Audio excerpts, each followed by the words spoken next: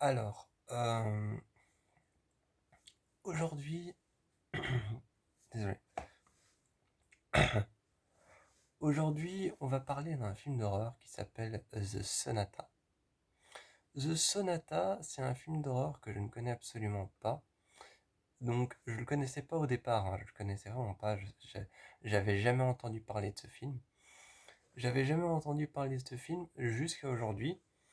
Et The Sonata, en fait, c'est un film, si je me souviens bien, franco-russo-américano, euh, quelque chose comme ça, mais je me souviens bien, si je me souviens bien, c'est français, russe, américain et allez, allez, Londres, le London Bridge, oui. Oh putain. Bref, je crois que vous voyez de quoi je parle.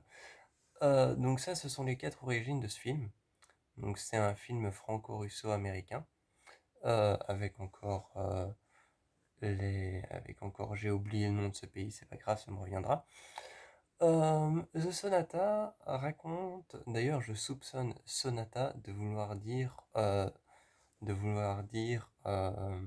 quelque chose en russe et parce que parce que the en anglais c'est un déterminant anglais qui veut soit dire la ou une si le mot est féminin, soit le ou un si le mot est masculin.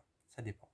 Donc je soupçonne sonata de soit être un mot peut-être latin ou soit peut-être être un mot russe qui veut dire quelque chose, genre la sonnerie, le son, je sais pas, on verra bien. J'ai pas encore fait cette recherche. Euh, The Sonata, c'est l'histoire d'une jeune fille, Rose, c'est l'histoire de Rose, une jeune fille, qui se voit, malgré elle, dans sa carrière de violoniste. Dans sa carrière de violoniste, c'est une toute jeune violoniste, hein, parce qu'elle a 16 ans. C'est vraiment, vraiment une toute jeune. Moi, je m'attendais pas quand j'ai lu le résumé et que j'ai vu une toute jeune violoniste, je me suis dit, ouais, bon, elle aura 30 ans, 20 ans, quelque chose comme ça. Pas du tout, en fait, elle a 16 ans, donc c'est vraiment une jeune violoniste. Et donc, cette jeune violoniste, Rose, se voit, euh, se voit dans sa carrière avec son manager, qui n'est autre que son oncle, son père qui s'est donné la mort de manière effroyable et terrifiante, de la manière la plus terrifiante qu'on puisse imaginer, lui offre après sa mort son château, son, oui c'est un château, c'est pas un manoir, donc lui offre son château et lui laisse dans son château un petit cadeau qui était censé lui revenir, une œuvre qu'il avait terminée, qu'il avait terminée mais qu'il n'avait pas encore joué, un sonnet, donc une, une, une sonate. Une sonate, c'est une œuvre à jouer au violon. Et d'ailleurs, dans le film, en tout premier lieu, on voit qu'elle essaye de la jouer au piano. Et ça fonctionne pas. Et quand son père lui laisse ce sonate qu'il a écrit, qui est totalement parfait, qui est la perfection incarnée, elle découvre en le jouant au violon petit à petit que ça va laisser entrer des forces maléfiques et libérer des forces maléfiques et démoniaques.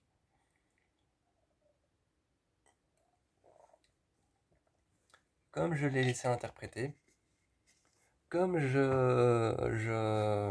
l'ai laissé interpréter dans mes écritures, parce que je prenais des notes au fur et à mesure du film, enfin, comme j'ai un esprit plutôt visuel, je prenais pas de notes, mais je veux dire, quand le film était terminé, j'ai pris des notes de ce que j'ai vu, parce que j'ai plutôt une mémoire visuelle que phonétique. Donc voilà, avec ma mémoire visuelle, à la fin du film, j'ai pris quand même quelques notes, et je me suis dit, histoire de te souvenir. Alors c'est un film, il fait partie de cette gamme de films, il fait partie de ces films d'horreur qui ont difficile à se vendre. Il fait partie de ces films d'horreur qui ont vraiment difficile à se vendre. Pourquoi? Parce que justement, ce sont des films d'horreur qui ne te montre pas de jump scares et qui ne te montre pas de screamer. Donc ce sont des films d'horreur qui ont difficile à être acceptés en tant que film d'horreur et qui ont difficile à être vendus en tant que film d'horreur. Parce qu'ils te montrent pas de jump scares, ils te montrent pas de screamer, ils te montrent rien. Enfin, ils te montrent rien, ils te montrent un mystère et une quête à résoudre et tout autour une ambiance un peu étrange et surnaturelle. Donc il te montre une ambiance étrange, surnaturelle, avec des ombres, des silhouettes par-ci par-là, des fantômes de temps en temps à quelconque moment du film, à certains moments du film, des fantômes, mais à aucun moment tu auras un gros fantôme qui va surgir de nulle part, ou alors à aucun moment tu auras un gros monstre avec des grandes dents aiguisées qui va hurler avec des yeux blancs et qui va faire crier une personne, et il n'y aura pas de jumpscares et il n'y aura pas de screamer. Rien de tout ça. Donc ce sont des films d'horreur, il fait partie de ces films d'horreur qui ont difficile à se vendre parce que il fait partie de ces films d'horreur qui te vendent une ambiance horrifique sans être une ambiance horrifique en fait. Il fait partie de ces films d'horreur là qui te vendent une ambiance terrifiante, mais sans avoir pour autant envie de te vendre des jumpscares, des screamers, des fantômes, des monstres, des grosses bébêtes. Vraiment, voilà, il fait partie de ce genre de film. Mais c'est un chouette film parce qu'en fait, on est sur une quête, on est sur la quête d'une sonate, donc d'un récit écrit par un musicien. Et il y a plusieurs symboles qui ressemblent à une clé de sol, mais qui ne sont pas des clés de sol. Et donc tous ces symboles qui ressemblent à des clés de sol, mais qui ne sont pas des clés de sol, vont finalement être un symbole qui va représenter le symbole d'un culte. Et moi, on sait que j'adore les films de culte, on sait que j'adore les films de secte, donc ça m'a beaucoup plu. Ça m'a beaucoup plu d'être à la recherche de cette secte et à la recherche de cette, de cette, de cette secte de musiciens qui pensaient que la musique pouvait ouvrir des portes sur le monde de Satan. Il y a un passage qui m'a beaucoup plu dans ce film et qui m'a beaucoup effrayé. Un moment, il y a une maison comme ça, une vieille maison abandonnée. Et donc il y a une vieille maison abandonnée tout au fond des bois. Et c'est Rose qui la découvre, cette maison abandonnée. Et elle rentre à l'intérieur. Elle rentre à l'intérieur et la maison, en fait, en tout premier lieu, tu as l'impression que c'est une maison de plein pied. Où quand tu vas rentrer, tu verras genre une vieille cuisinière, une vieille table de chevet avec un vieux lit ou alors t'as l'impression que ça va être ça. En fait, pas du tout, c'est juste une grande ligne d'escalier qui descend en profondeur dans un sous-sol. Et, euh, et t'as Rose qui descend, et quand Rose descend, eh bien, il y a une grande fresque au mur. Il y a une grande fresque au mur quand elle descend. Et, euh, et sur cette fresque, en fait, il y a plein de, de, d'anges déchus. Voilà, je cherchais le mot. Excusez-moi. Il y a plein de cadavres, de bébés, d'offrandes au diable, d'offrandes sacrificielles, d'apôtres et de disciples qui offrent des choses. Bref, une, une, une peinture effroyablement terrifiante.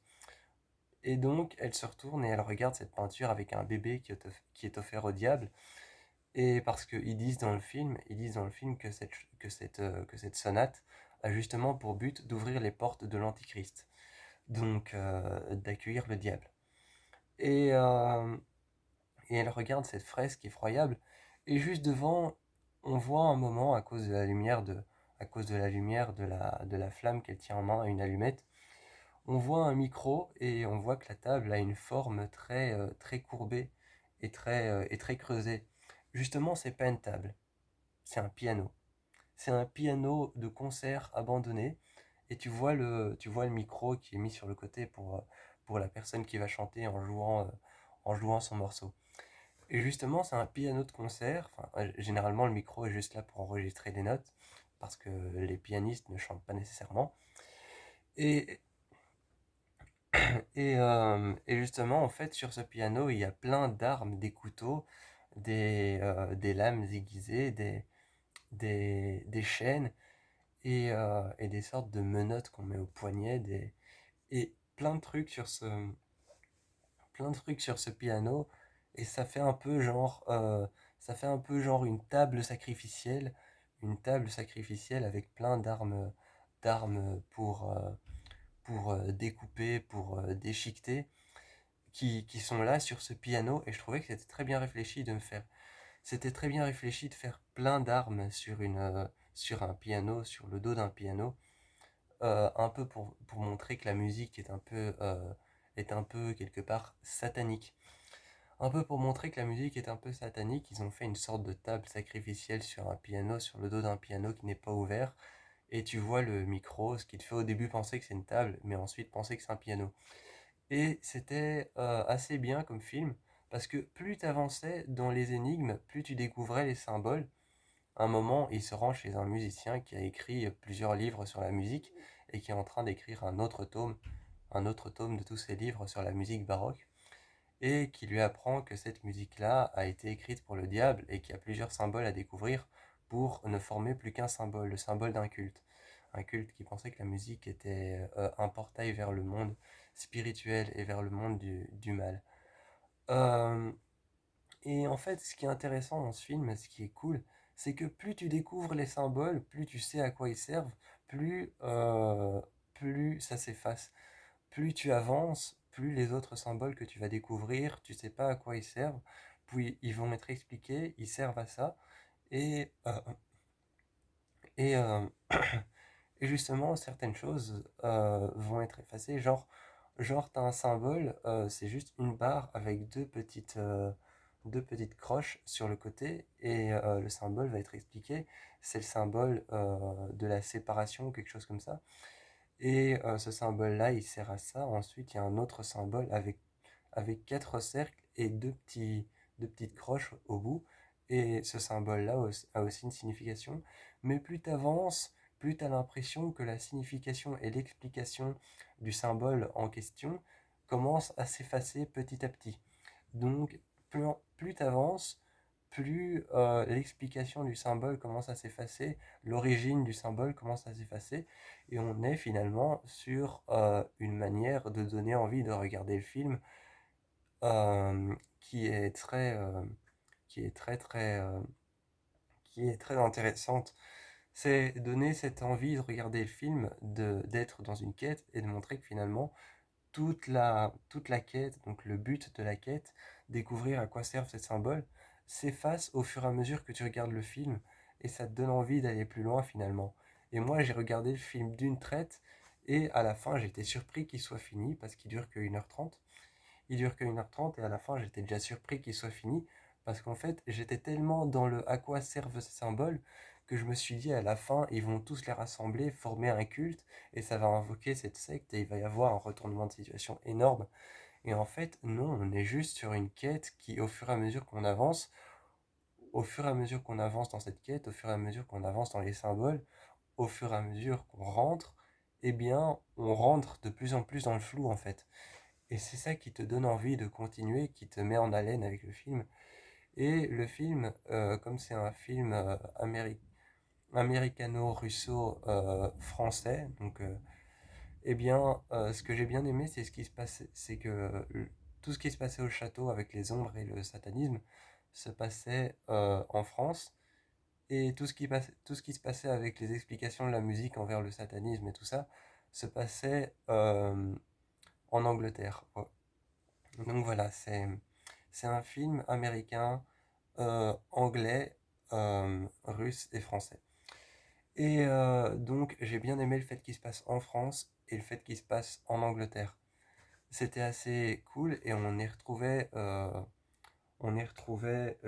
l'acteur, un acteur que j'avais connu, un acteur français, que j'avais connu dans un film qui s'appelle Overdrive. Euh,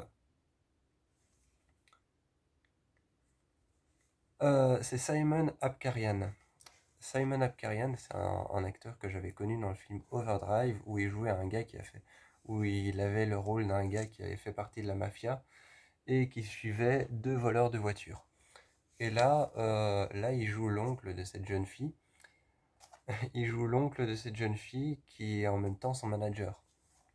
Et ce que j'ai bien aimé aussi, ce que j'ai bien aimé, c'est le comportement de la jeune fille. Elle était très, très fragile, très, très sensible à tout ce qui se passait, mais en même temps très têtue et persévérante.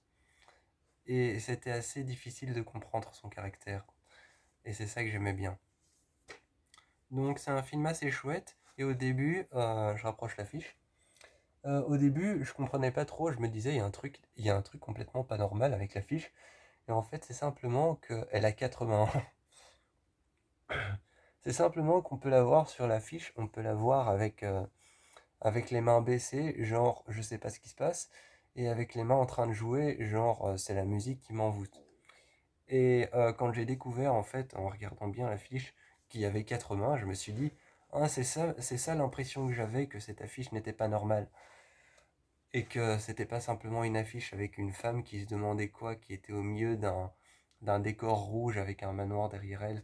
Et je me suis rendu compte, en fait, il y a deux mains qui sont en train de jouer sur ses épaules et qui sont un peu avec des veines noires, des veines rouges, et un peu comme si elle était possédée. Et je me suis dit, en fait, c'est ça qui me donne l'impression que l'affiche n'est pas normale. Donc voilà, mis à part ça, le film est très bon. Il m'a fort fait penser au film de Guillermo del Toro.